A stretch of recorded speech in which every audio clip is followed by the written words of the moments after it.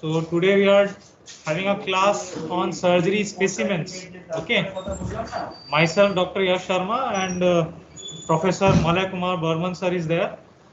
So, shall we start now?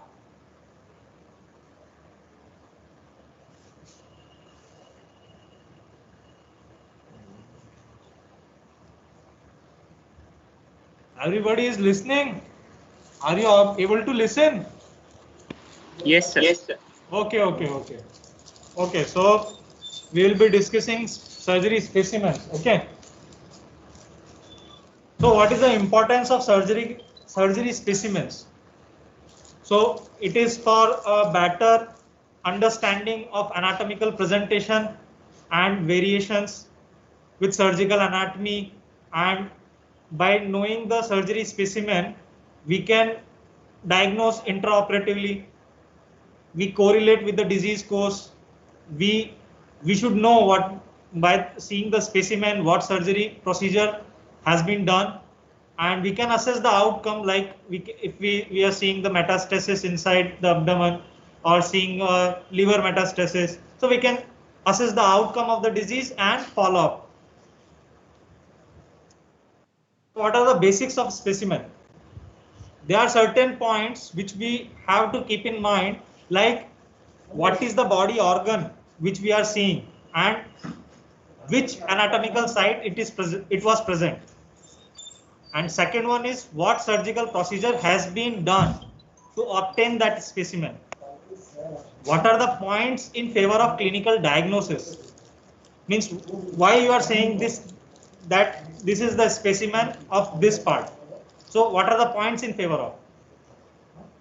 What is a gross pathological appearance? Means if there is a specimen of any part, so you can identify the gross pathological appearance of leading to which disease. Suppose ulcer. Yeah, like ulcer, like stomach ulcer. So benign or malignant. Yes, exactly.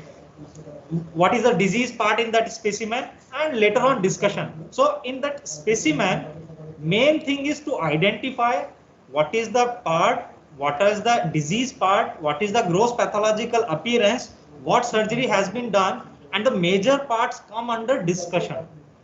So 60 to 70 part of the specimen comes under the discussion.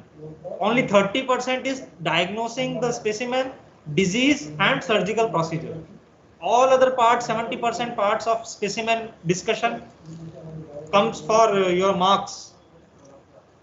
So what are the specimens we have? Like breast. In breast, we usually give CA breast. Like thyroid, it's usually a multinodular goiter or goiter or malignancy. Okay. In stomach, usually there is a ulceroproliferative growth or ulcer, which can be benign or malignant. Later we will discuss. In small intestine, like specifically intussusception and Meckel's diverticulum, or any growth. Appendix. In colon, usually intussusception or any growth. Gallbladder specimen, spleen specimen, or specimen of penis.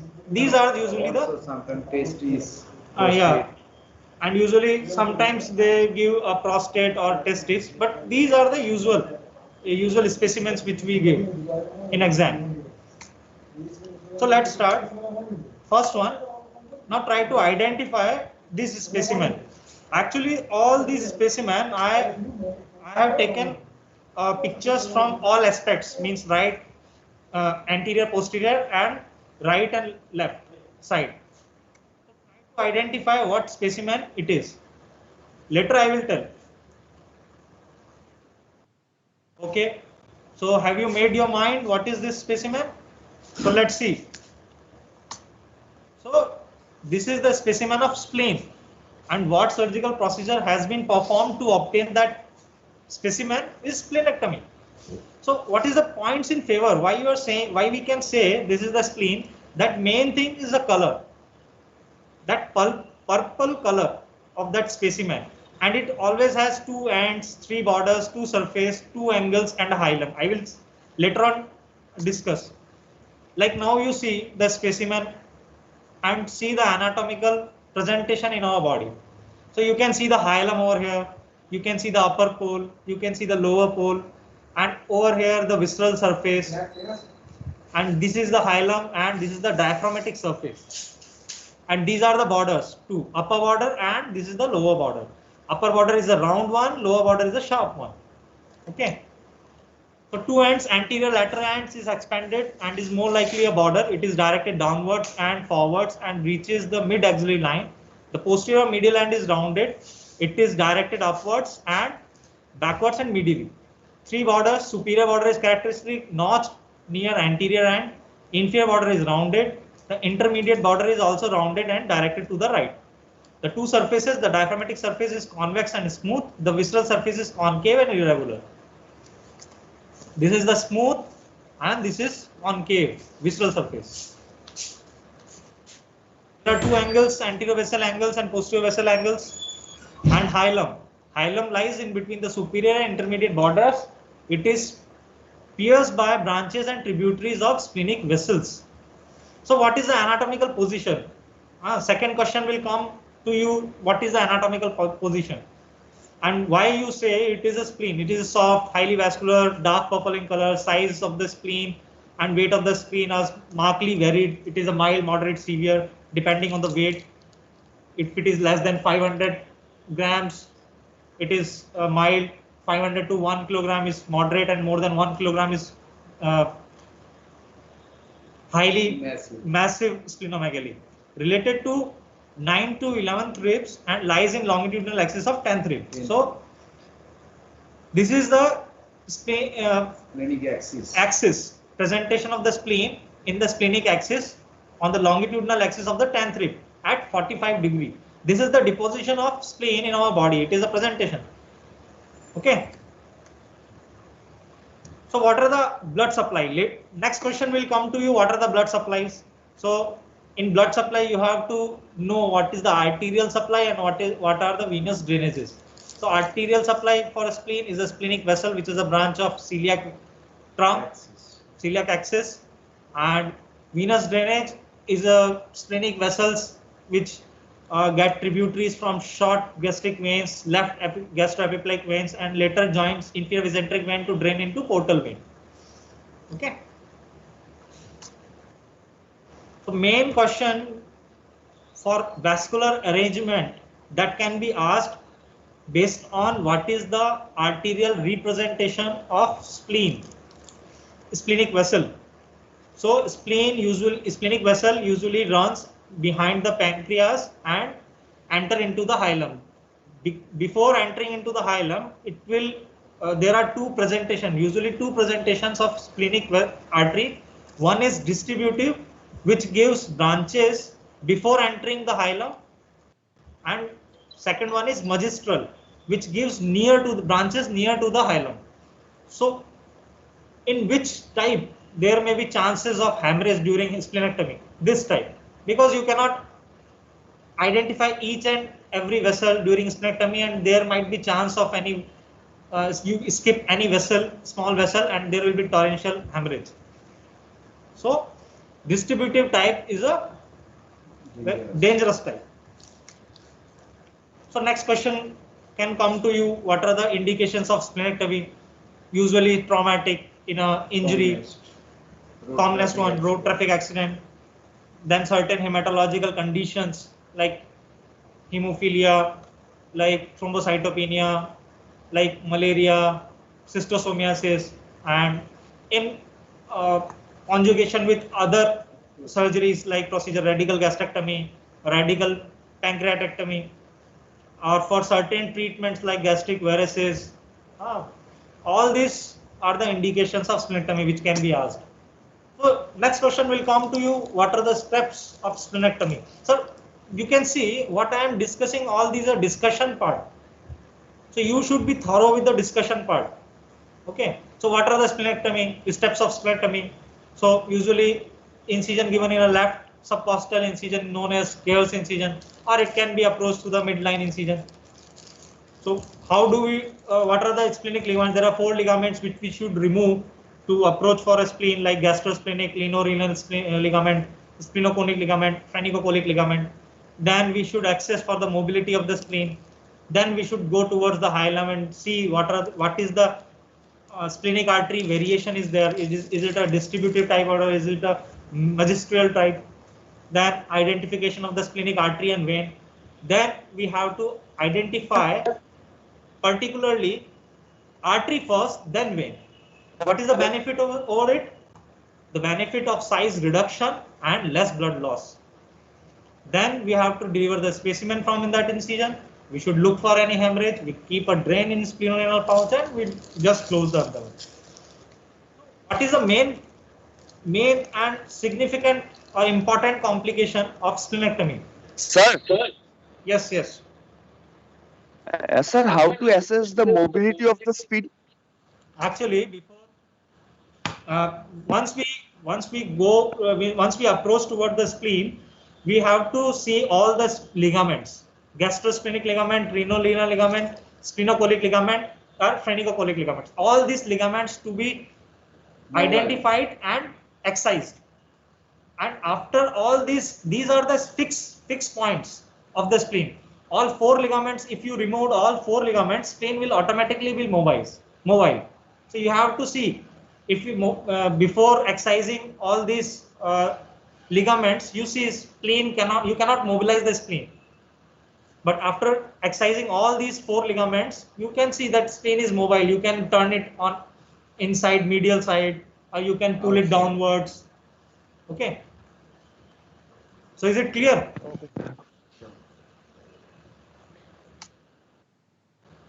So what is a major complication, which is the most dreaded complication of post-splenectomy, is a OPSI. It is short note. It is usually a short note. So what is that is known as overwhelming post-splenectomy infection, which is usually which is caused by encapsulated bacteria, because there will be a defective phagocytosis of that part. It is because of there is a reduced IgM, tuftin, and properdin and other antibodies, which usually engulf that phagocytosis of encapsulated bacteria. So in post-splenectomy patients, encapsulated bacteria can cause infection, which is the most dreaded one, that is known as overwhelming post-splenectomy infection. Most commonly pneumococcal, Neisseria meningitidis, and Haemophilus influenza infection. So usually there are 1 to 2.5% risk of developing this OPSI. Okay, and this risk is higher in young children with hematological disease. Okay, so what are the symptoms, features? There will be prodromal phase of fever, chills, sore throat, hypotension, shock, DIC, and respiratory distress, and leads to death. So how you prevent it? By giving immunization.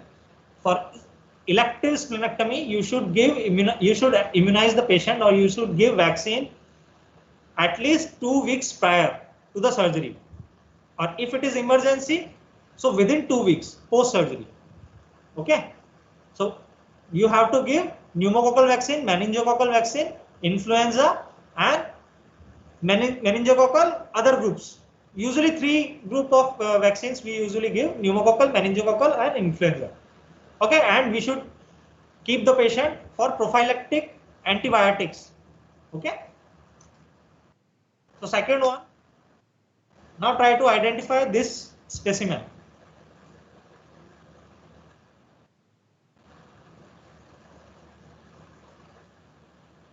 All these pictures are not clear, but these are the specimens we have in our surgery department, and these are the specimens usually will come in your examination. So try to identify.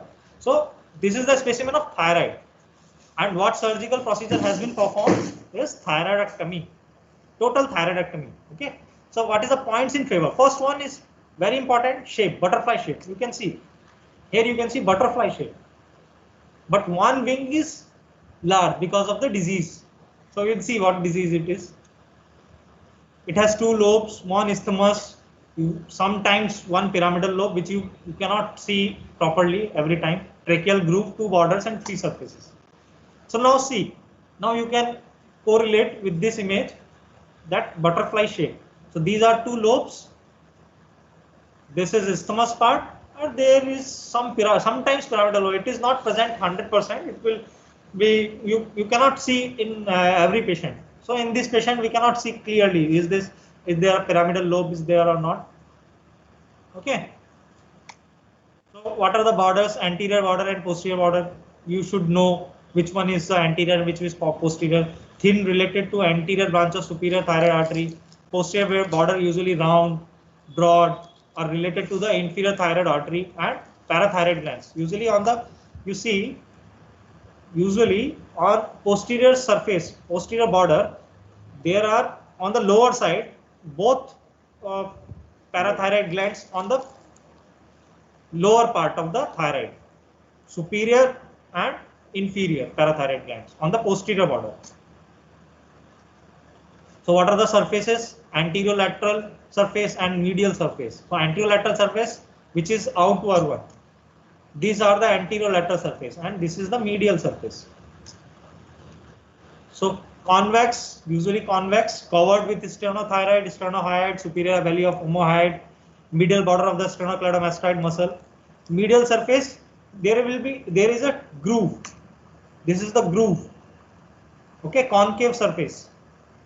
So it is usually related to two tubes, which you know, trachea and esophagus. So it is a tracheoesophageal groove. This one. It is related to two nerves. Which one? External laryngeal nerve of superior laryngeal nerve and recurrent laryngeal nerve. And there are two muscles, inferior constrictor muscle, constrictor of pharynx and cricothyroids. So what is the anatomical position? It is usually present in a midline, in a thyroid region. So what is thyroid region? Lateral lobe extend up to from oblique line of thyroid cartilage to 4 to 5 tracheal ring. So this is the thyroid region, and laterally it is bounded by the Berry's ligament. So laterally Berry's ligament, and upper part from thyroid cartilage to 5 to upper border of the oblique line of the thyroid cartilage to 4 to 5 tracheal rings. And usually isthmus lies over second, third, or sometimes fourth tracheal ring. Usually second and third. So this is the anatomy of thyroid and parathyroid gland. It is situated over here, and what I am saying is thyroid region is oblique line of the thyroid cartilage. This is the oblique line, okay, and below it is up to 4th or 5th tracheal ring. Sometime it can extend, and sometimes it can extend below the up to the sternum or below the retrosternal part, and laterally Berry's ligament. So next question will come to you. What are the arterial supply and venous drainages? You all know there are superior thyroid artery, inferior thyroid artery, superior thyroid artery is a branch of external carotid artery, and inferior thyroid artery is a branch of thyrocervical trunk. Or sometimes thyroidema artery, which is a branch of brachiocephalic trunk, or sometimes arises from arch of aorta. And what is the venous drainage? So superior thyroid artery is superior thyroid vein and middle thyroid vein usually drains into internal jugular vein, and inferior thyroid vein usually drains into left brachiocephalic vein. So what are the indications of total thyroidectomy? You should know Graves' disease with toxicity, toxic nodule, ophthalmopathy, compressive symptoms because of enlargement of thyroid, like dyspnea, dysphagia, and dyspnea, dysphagia, superior vena cava syndrome sometimes when it will compress the superior vena cava, and cancer related, like if it is benign, more than 4 centimeter nodule, then you should know the Bethesda grading of nodule based on FNAC. Okay. So you should know the types of surgery. Okay, total thyroidectomy, in which we have to remove entire thyroid gland. So what specimen we are seeing is a specimen of total thyroidectomy. Then the terms come near total thyroidectomy, in which we have to remove both the lobes, leaving behind minimal tissue around the recurrent laryngeal nerve. So I will tell where will be the recurrent laryngeal nerve, where it is situated, what is the course. But avoiding injury to the recurrent laryngeal nerve, we should keep the minimal thyroid tissue Tracheal. in the tracheoesophageal groove, that is known as near total thyroidectomy. Then comes the term subtotal thyroidectomy, in which we have to remove from both lobe, we have to remove 6 to 8 grams of total tissue. Usually thumb size. Usually thumb size, thumbnail size. Thumb size. And then hemithyroidectomy. Hemithyroidectomy is removing the one lobe with the isthmus. And one Hartley Dunhill procedure is it's a bit of subtotal thyroidectomy, removing one lobe entirely with isthmus and second lobe partially. There are certain minimal invasive procedures that can be asked to you, but it is a more of a postgraduate level questions. But you should know the terms at least. What is a video assisted? There are minimal invasive procedures known as VAT surgery, video assisted thyroid surgery, then transoral robotic thyroidectomy, and transoral endoscopic thyroidectomy vestibular approach. That is a NOTES, natural orifice endoscopic, total endoscopic surgery. So by NOTES also we can remove thyroid by vestibular approach. Okay, and yeah, that is also known as scarless endoscopic thyroidectomy. And endoscopic thyroidectomy, except from vestibular approach, it can be done from breast axillary, bilateral axillary breast approach, or axillary breast bilateral approach. There are capsules that can be asked to you, what is a true capsule and what is a false capsule.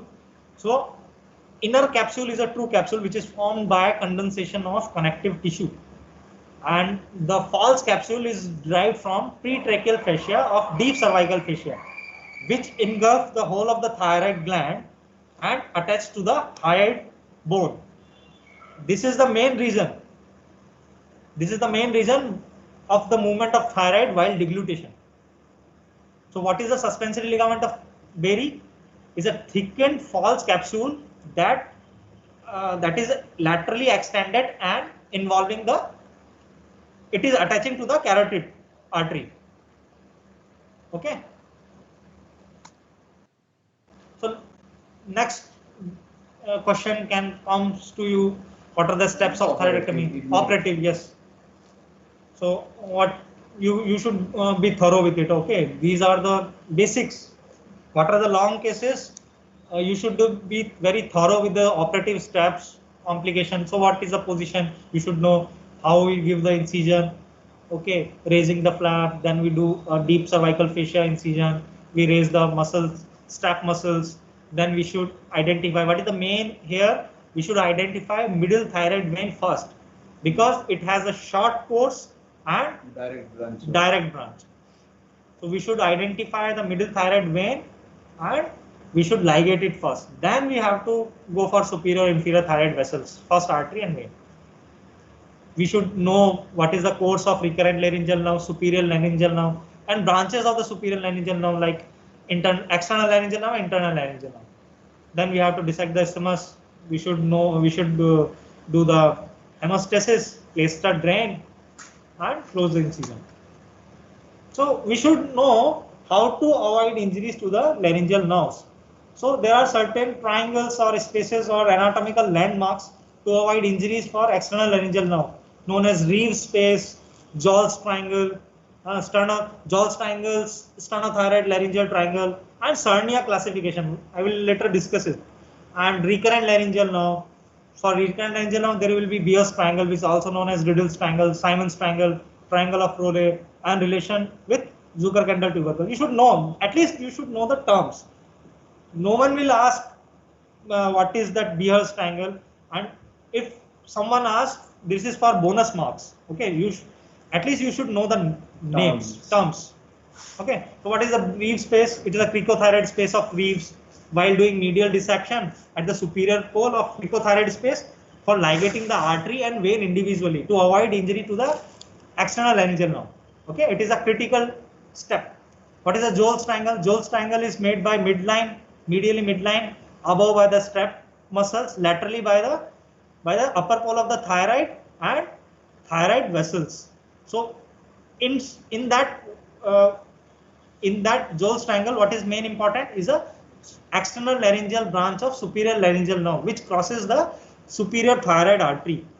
So on crossing that superior thyroid artery, there is a classification known as Cernia classification. Okay, so you should know about what is the Cernia classification. It is a course classification of anatomical variation of course of external branch of superior laryngeal nerve in respect of superior thyroid artery. These are not important. That is for postgraduates. Okay, so you should know what is how the Zucker-Kendall tubercle of Zucker-Kendall is important. Yes. Sir artery ডিসেকশনের সময় sir এই যে superior thyroid আর inferior thyroid artery যে dissection হবে sir ওইটা কি মানে দুটোই ক্লোজ নাকি একটা মানে ক্লোজ টু থাইরয়েড স্যার এটা এক একটা বইতে এক একটা লেখা আছে আর কি Yes. Very good question. But firstly, I will tell. Previously, it was said that superior thyroid artery should be ligated near to the thyroid lobe, and inferior thyroid artery should be ligated beyond the thyroid lobe, away from the thyroid lobe. But now it is changed. Now you have to tie the subcapsular branches. Inferior thyroid individual branches. Individual branches of the. And not the trunk. Trunk bandle ki recurrent laryngeal nerve may be tied. And individual branches of inferior thyroid artery. Yes. And superior thyroid are towards blend. Okay, because once the superior thyroid or inferior thyroid artery reaches the capsule, it will give the branches to the below the capsule. It will give branches. So we have to identify Inferior artery that. inferior thyroid arteries, like inferior thyroid arteries. Inferior thyroid artery will give branches. This one is Behr's triangle. So Behr's triangle is this is recurrent. if you tie here তাহলে কি হবে ওটা there may be injury to the recurrent laryngeal. So we tie the branches, individual branches. It's like both the arteries close to the thyroid. Close to thyroid, but individual artery মানে branches. Not the trunk. We usually not do For inferior thyroid artery, not the trunk. তার মানে towards thyroid artery মানে thyroid gland. আগে কি বলতে away from thyroid, এটা হচ্ছে towards thyroid gland. Both are towards thyroid gland. Okay. What are the complications? Immediate complications like. Post op ধরা হবে issue না. We should be thorough with it. So third one. Now try to identify what is this specimen. This is important, commonly asked. This is commonly asked, very much important. Hope you had made your minds. Yes. So the specimen of gallbladder. What surgeries has been performed? Cholecystectomy. You don't know whether it is a open cholecystectomy or lap cholecystectomy, but you can identify Specimen by of seeing the gallbladder. specimen. If you see there is a clip over the Or cystic ligature. duct, then it is a laparoscopic cholecystectomy. Or if you see any ligature over here, then it is a open cholecystectomy, preferably open cholecystectomy. So what are the points in favor? Why you say so? It's a gallbladder because of the shape, pyriform shape. It has a parts, fundus, body, infundibulum, neck, and cystic duct. Hartmann pouch is not a part of gallbladder. It is a pathological outpouching. Okay. Then strawberry appearance. What we usually see in gallbladder most commonly cholesterol stones or mixed stones. So in that we usually see a cholesterosis of the mucosa of gallbladder.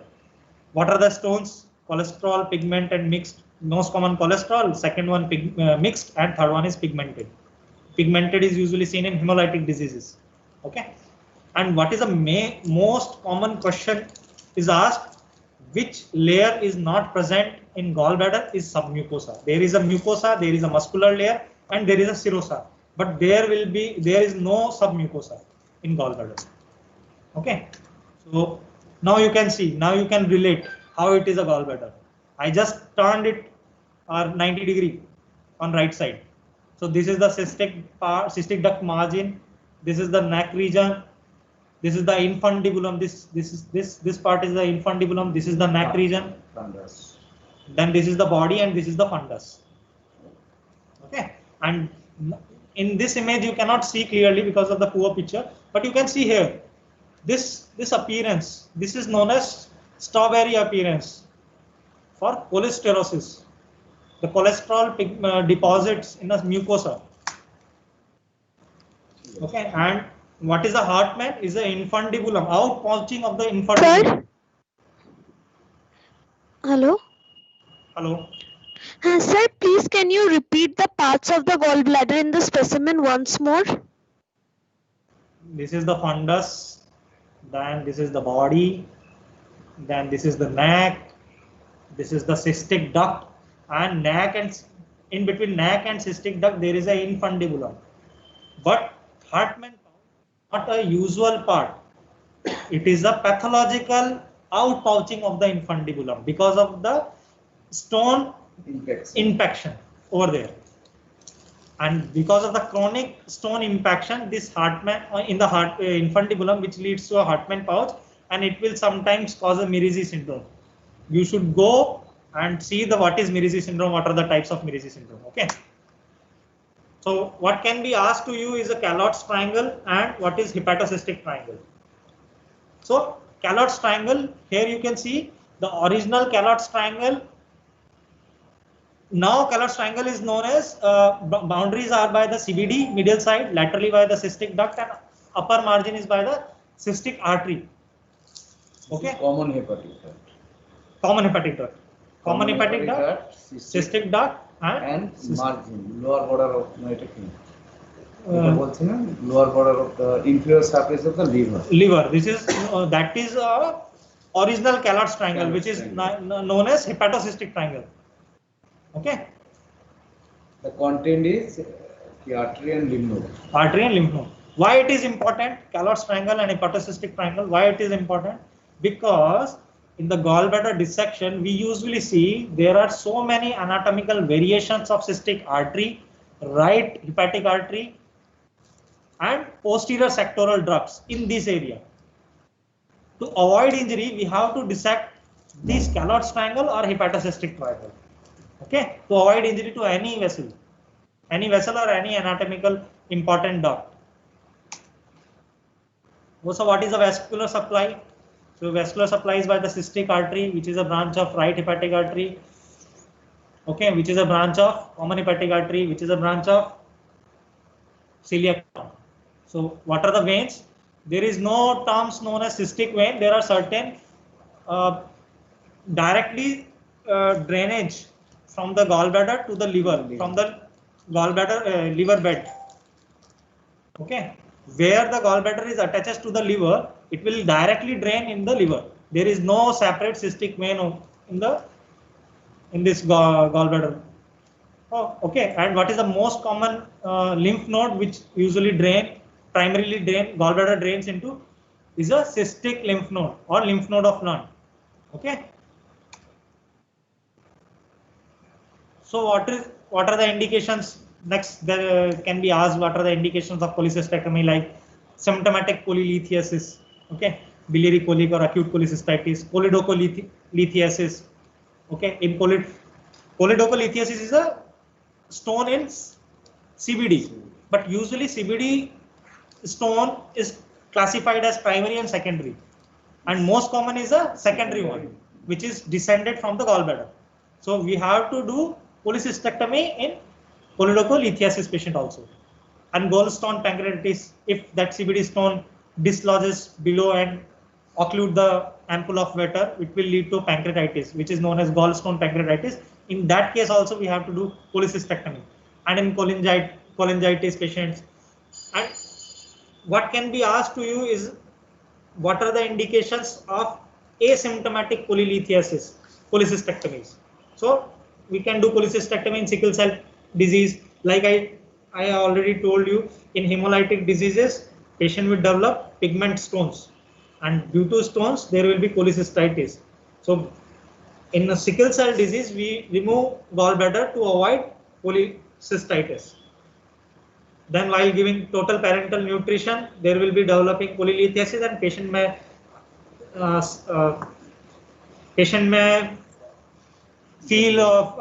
may have an attack, cholecystitis attack. There will be higher chance of biliary sludge and a higher chance of cholecystitis. chronic immunosuppression patient, and acalculous cholecystitis. Okay. Then gallbladder dyskinesia, gallbladder polyp, not all polyp, more than 10 centimeter. Millimeter. No, sorry, more than 10 millimeter. And porcelain gallbladder, which is a precancerous lesion. So later, later they can ask you with how the cholesterol stone formation you can go through it. Okay. Then what are the steps of laparoscopic or open cholecystectomy? So you should be thorough with both. Operative surgeries, operative steps. Where we put the ports, the 10 mm port, epigastric port, 10 mm umbilical port, 5 mm mid axillary port, mid clavicular port, and anterior axillary. Okay, you should know. Or how we approach the critical view of safety. Okay, patient position, reverse Trendelenburg position, left lateral. And okay, what is the main important thing in dissection of the calots? While doing laparoscopic cholecystectomy, we do posterior dissection of calots first, then anterior. But in open cholecystectomy, Anterior. first we do anterior calots dissection, then posterior. Okay. This is the main thing. You should go through the steps of the operative surgery. Okay. Next one. This is an easy one and very much important And commonly given. and commonly given. If you have 2 or 3 specimens, you will be facing this definitely one. So what is the specimen? Appendix, you know. What is the surgical procedure performed? Is appendicectomy either lap or either open? Points in favor: vermiform, cul-de-sac-like structure, blind tube, okay, luminal opening on one side. This is the main part, okay, and mesoappendix, and it is also known as abdominal tonsil because of the lymphoid tissues. Okay, so now you can relate what is what part. Okay, this is the blind end part, and this is the luminal part, and this yellow on the this is the mesoappendix part. Okay, this is the tip. Okay. So now the position which is most common, retrocecal, then second one subcecal, then third one post-ileal, and each position, if patient is having retrocecal appendicitis, patient may be having some specific signs of appendicitis. You should know. Okay. So what is the vascular supply? What vascular supply is by the appendicular artery, which is a branch of posterior cecal branch, which is a branch of inferior division of the inferior ileocolic artery. What are the indications of appendicectomy? You very well know it: acute appendicitis, which is most common one, then recurrent, carcinoid, mucocele, or ileal conduit. For making ileal conduit, we also do appendicectomy, or on table. Ureteric graft. Ureteric graft, yeah. We can use appendix for a loss of ureteral segment, and we can use it for a appendicular graft. It is non-pathological here. And on table colonic graft. Okay. Now, interval appendicectomy is not usually done after drainage of the abscess or appendicular mass. Appendicular lump is not usually recommended now. Okay. So this term, interval appendicectomy, is obsolete now. What are the etiological factors? You know, what is the main bacterial infection? E. coli, then fecalith obstruction. The main thing which can be asked is a pathophysiology. So what usually happen? First, obstruction of the appendiceal lumen, then there will be increased mucus production, which will cause increased luminal pressure, which will lead to decreased blood flow of the appendix, then oxygen supply, hypoxia, there will be ulceration, but due to ongoing accumulation of mucus, which will lead to promote microbe invasions and inflammation and swelling of the appendix, and it will lead to necrosis and perforation. What can be asked to you is incisions. What are common incisions of appendicectomy is a modified McBurney's incision. McBurney's incision. We commonly give, and Langer's incision, also known as Lange incision, also known as Bickney incision. Okay. Cosmetic. Cosmetic incision. And there are Rocky Davis incision is a transverse incision we usually give in a small children's. If we do open appendicectomy in infants or small children like 2 to 3 years of age, we usually give Rocky Davis incision. And if we have to extend laterally or medially, then muscle cutting incisions we have to give. On lateral part we have to give Rutherford Morrison incision, or medial part we have to give Fowler Weir extension. So come on the fifth part. Sir, which incision is most common? I have already told this one. McBurney's is the most common incision given. Commonly given in emergency. Commonly given in emergency. Okay. It can be appendicectomy can be done by midline incision, paramedian incision, but these are these are very important. Usually asked. McBurney's incision is the most common given incision. Now come this specimen. Try to identify.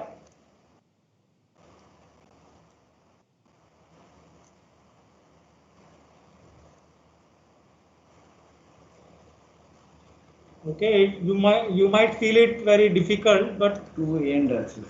yes,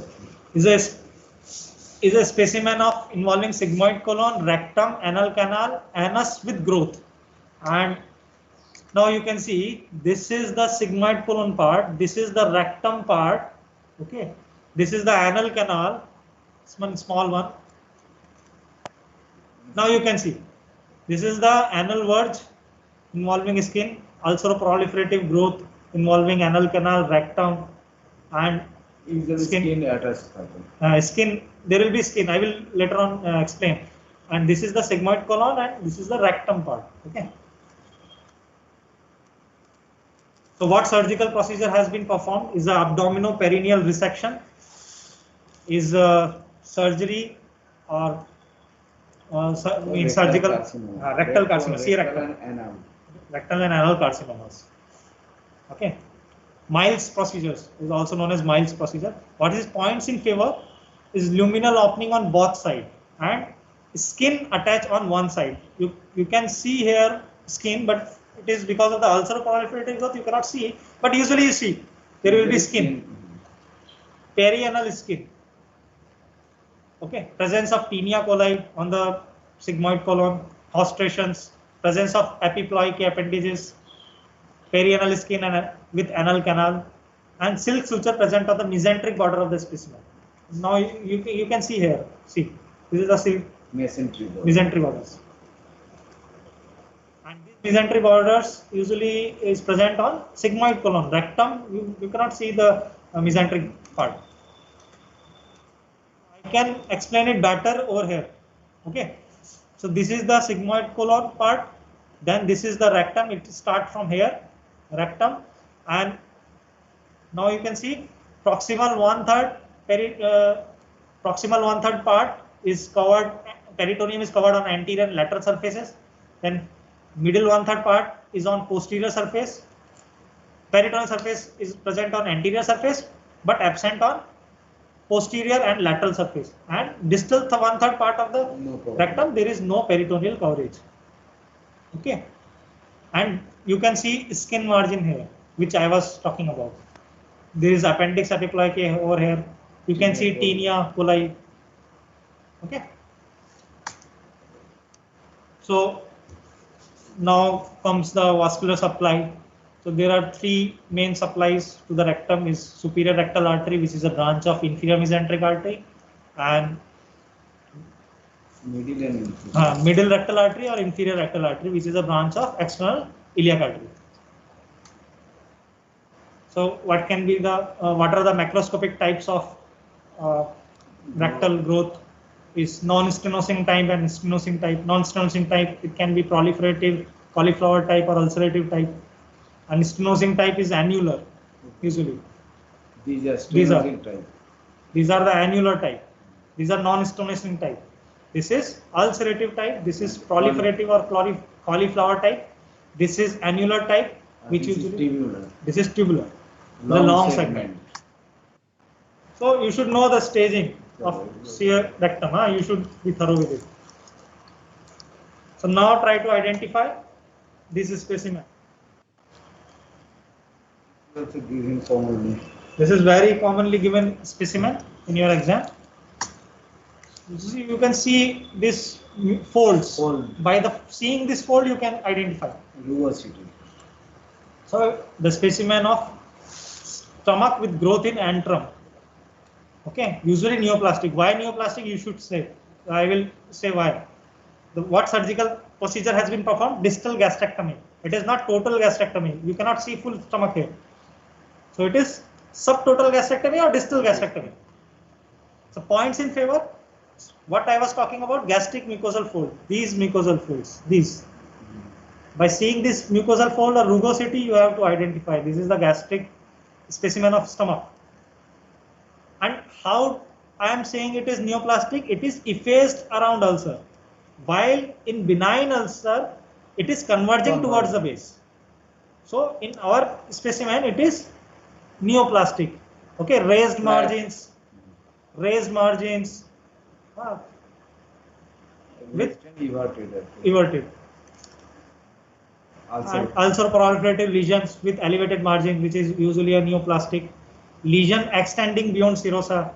These are the points in favor of neoplastic. Why you can say it is a neoplastic? You can see it is going beyond the serosa. It is means ulcer.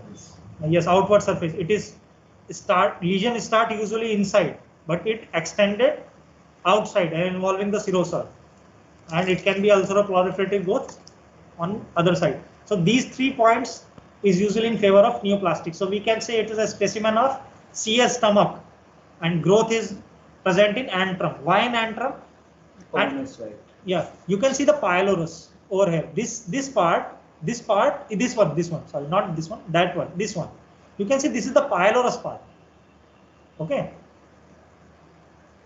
Lesser, usually commonly lesser curvature. Lesser curvature. Okay. So this is the gross specimen. We can see. See? Maybe this one is pylorus. This one is pylorus. You can see. Okay. Or usually we cut the greater curvature of the side. Here also we usually cut the greater curvature. Commonly antrum and lesser curvature. Lesser curvature. So what is blood supply and venous drainage? You should be very thorough with it. And lymph node. Yes, lymph node drainage of the stomach. This is important. So these are the primary drainage of stomach. Which part of the stomach drains to where? This is perigastric lymph node. Yes, perigastric lymph nodes. Subpyloric lymph nodes, pancreatico-ileal, renal, means pancreatico-splenic group of lymph nodes, then suprapyloric group of lymph nodes. So which part drains to where? These are the primary lymph nodes, and you should know the lymph node stations. It is very, very important. Very much important. What is D1 gastrectomy? What is D2 gastrectomy? Okay, you should know. In D1 gastrectomy, we remove usually up to station 9 lymph nodes. In celiac axis. Up to celiac axis, and D2 gastrectomy we should remove up to 12. Okay, hepaticoduodenal ligament. You should know all the stations. You should be knowing it. So, what is the gross specimen classification for stomach? It is usually a intestinal type and diffuse type. So, this is which one is differentiated and which one is better one. It is intestinal type, which is bad one. It is diffuse type, undifferentiated. These are the characteristic points. Okay. For early gastric cancer, there is a Japanese classification. Usually given as a short note. Yeah, short notes. So which one is protruded with type 1, protruded 1, type 2, elevated, flat, or superficial or depressed. Type 3 is excavated type. For advanced gastric ulcer, there is a Boorman's classification. Okay. So type 1 is phymatoid, means protruded type. Type 2 is ulcerative type. Type 3 is infiltrated type, and type 4 is a diffuse infiltrated type. Linitis plastica. Linitis plastica. You should know the staging of CS stomach and what surgeries has been done. For distal gastrectomy, we usually do type 2, Billroth type 2 gastrogenostomy, in which we have removed this part and we close this part proximal duodenal, and we pull the loop of jejunum and we attach the resected part of the stomach, distal part of the stomach. Okay. This is below type 2. This is Billot type 2. And if we do total gastrectomy, if the tumor is involving proximal or fundus part of the or cardia part of the stomach, then we have to do total gastrectomy. And Ru and Y. Ru and Y, reconstruction of esophagojejunostomy. Okay. Thank you. And There are two specimens which is missing. One is penis and one is breast. I have not found these specimens in this department, but it can be given in your exam. Okay.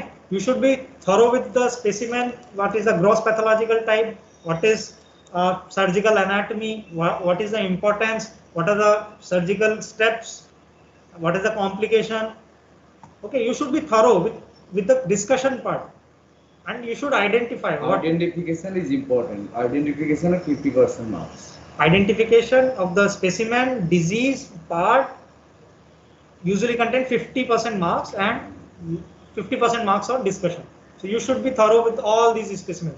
And sometimes small intestine or large intestine, they can give Michel's diverticulum of small intestine or intussusception, ileocolic intussusception or colocolic intussusception for large intestine. This can be given, but I have not found any specimen in our department. But be ready. In this time, we can, in meal time before exams, we can have these specimen also. So these are all regarding your specimen. You can ask questions now.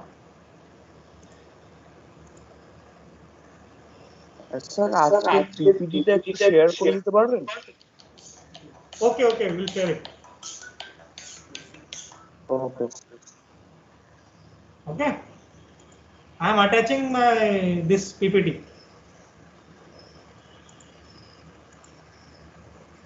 ভালো হয়েছে, আজকে হয়ে গেলে ফিরে ছেড়ে দিতে পারবো। ভালো হয়েছে। স্পেসিমেন না পেলে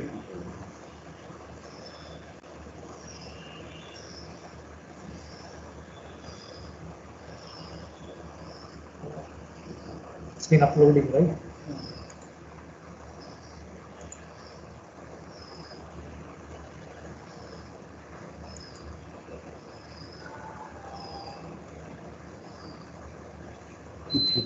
জয়েন করেছেন 200 স্টুডেন্ট বাকিরা ঘুমোচ্ছেন। ঠিক আছে, অ্যাটেন্ডেন্স ওই জন্য শেয়ার করে দিলে পেয়ে যাবে। কি হচ্ছে, আপলোড হয়েছে? হ্যাঁ, হয়ে গেছে বলে। Okay, I have uploaded the presentation. You can see over here. Okay, you can download it. Okay, sir. Okay, thank you. Okay, good. Stay safe. Thank you, sir. বেড়ে যাচ্ছে করোনা।